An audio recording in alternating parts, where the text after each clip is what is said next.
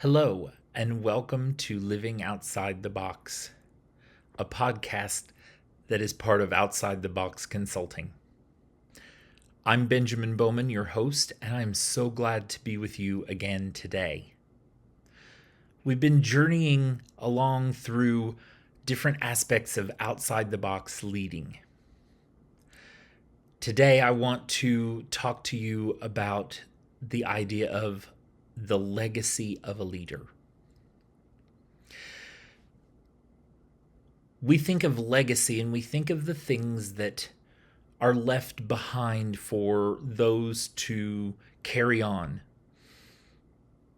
We think of the legacy of heroic figures or entire generations of people, like the greatest generation, that generation that fought in World War II and struggled for global freedom and sacrificed so much. But there's also legacy to be left from a leader to their followers.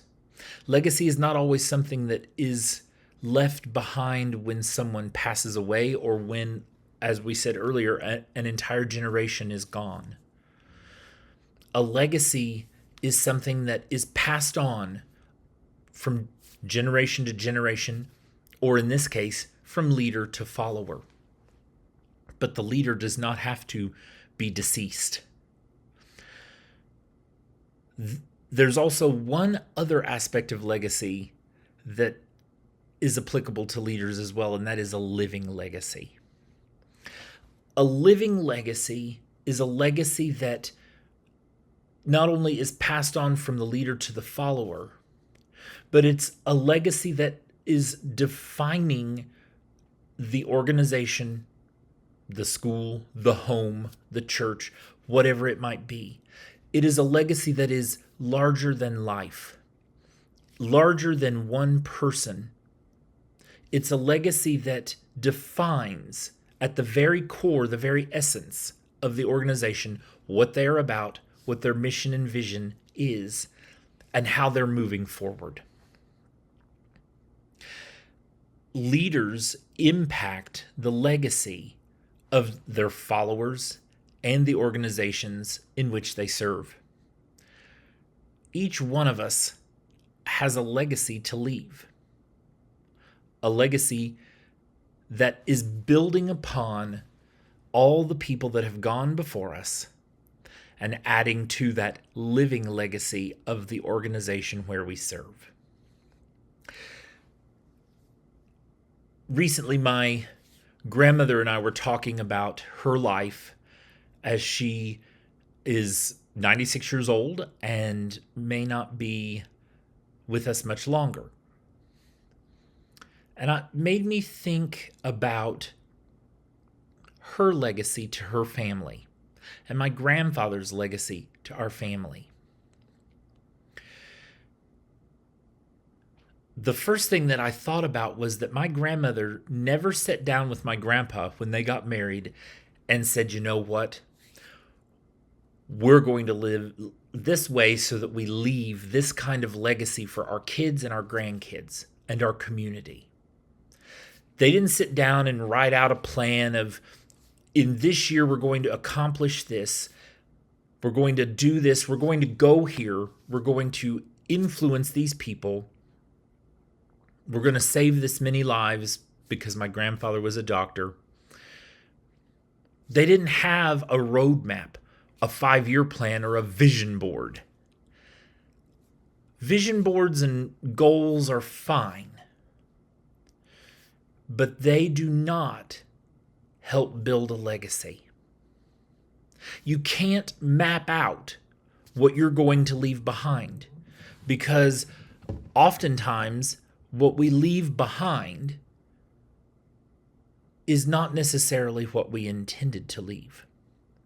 The legacy that we give to the next generation may not be what we set out in our minds to leave.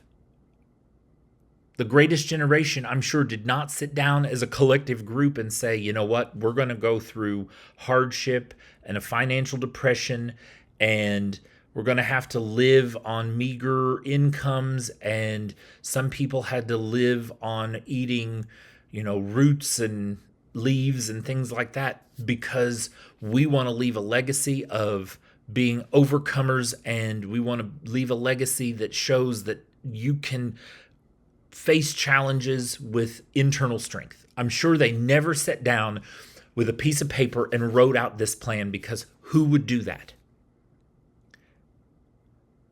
I'm sure that people in Scripture never sat down and said, you know what, I'm going to suffer persecution. I'm going to have people hurl stones at me. I'm going to be spat upon. I'm going to be run out of my hometown. I'm going to be rejected by my family, because that's the legacy I want to live. That's what I want to leave behind for future Christians. A legacy is not planned. And the legacy of a leader is not planned. You can't read a book about leadership and pass on that information and have a legacy plan. That's not how it works. Back to my grandmother. As I said, I'm sure she and my grandpa never sat down and thought, we're going to live our lives this way so that we teach our children and grandchildren to do this, and this. Now, they instilled lessons in their children and in us grandkids, and I'm sure that those were lessons that they wanted us to know. What I'm getting at, though, is they didn't intend on a certain day to say, Ben, the best way to be successful in life is to earn all you can, save all you can, and give all you can, as John Wesley taught. But through their own actions, they taught me that. My grandma and grandpa were hard workers, working as a doctor, and my grandma as a teacher and a homemaker. They earned all they could. They were also prudent with their finances. They saved and they paid with cash a lot of the times, because that was part of who they were. But more importantly, they gave all they could. They supported missionaries. They gave money to their church. They supported organizations like the Gideon's International, Samaritan's Purse, and many other organizations that they saw as important to individuals around the world having hope and having a way to live life in a better way. The legacy that they left and are leaving is one of caring for other people. They adopted 4 children. Well, now they have grandkids that are also adopted. And their heritage and their legacy is one of loving our neighbor as ourself. They didn't sit us down and drill that into us verbally. They didn't say, oh, you will love your neighbor. That is a rule. They lived it by their example. My grandparents were great leaders because they lived what they believed. They lived in such a way that others wanted to live like them. That's what it means to be an inspirational leader or an outside-the-box leader. They didn't just tell us what to do. They showed us how to do it without speaking many words. I've been to lots of conferences on leadership. I've read lots of books, and there are plenty of people out there who are willing to tell you, here's my 4-step plan to becoming a great leader. Here's how you should do the work of leading a large multinational team.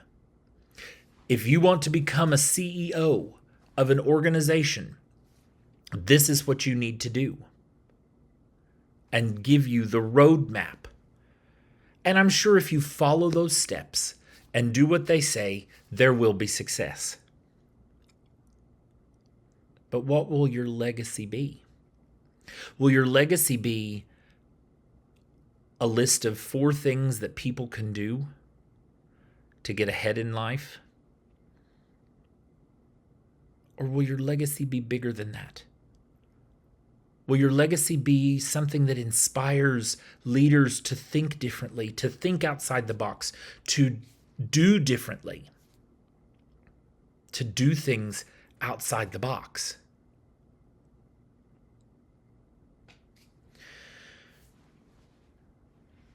I think about just yesterday, a friend of mine passed away in an unfortunate and horrific accident. Since yesterday, people have unearthed videos of him speaking in public and the things that he shared. I'm sure that he did not speak these words to share these thoughts with the intention of that being his legacy. He shared words about how much God loves people and that God doesn't have to love us. He chooses to love us. Those words, that simple phrase that I just spoke, will be his legacy. It will be something that not only I, but so many others will never forget. Now, he could have spoken on 4 ways that we could love God better, or 3 ways that we experience God's love. And those are great things. Don't get me wrong. But what he chose to do was he chose to speak that simple phrase of God chooses to love you. And then he lived his life in such a way that people knew it. You know, as sat in thought last night, I don't think I ever saw him frown. Every time I saw this individual, he had the largest smile you could imagine and was just so happy to see each and every person that came across his path. Our legacy as leaders is a lived legacy. Not just a living legacy, but a lived legacy. What is a lived legacy? Well, it's one that's more than words. See, people think that they have to write down some sort of wise saying to pass on, or they have to have created some sort of systematic way to do life better than they did and to pass that on. Or as we've said, they may think that they need to come up with the next great 3-step plan or 4 ways to do this. But our legacy is lived in quiet ways. It's lived in the everyday. It's the choices that we make. It's the people that we choose to serve. It's rubbing elbows with those who need to be inspired and need someone they can trust. Being an outside-the-box leader means that you understand that your legacy is a lived one. So today, I want to challenge all of us to think about how we're choosing to live our lives. I could sit here and tell you ways that I could improve, you could improve, we could improve living our lives to have a lived legacy. Rather, what I want to do is I want to share with you one story. It's about my grandparents. I never knew this until after my grandpa died. But someone shared at his visitation with me that the night that I was born, and my grandpa was there in the hospital as the doctor, He went on his rounds after I was born and told people just how proud he was to be a grandpa. Every one of the people that were patients in that hospital, every one of the nursing staff, his intern physician, everyone that was with him that night knew how proud he was to be a grandpa. I knew that he was proud, not only to call me grandson, but he was proud of all that I had accomplished, even though I did not know that story until after he died. How did I know it? Well, because he lived it. He came to school concerts. He made sure that I had opportunities. He worked with people to get me on a trip to Europe as a 17-year-old to go and sing. He visited with my grandmother and mom down at the university I went to. We talked almost every day when I served overseas as a missionary. And he loved hearing the stories about what I was doing and the people that I was meeting. He was proud.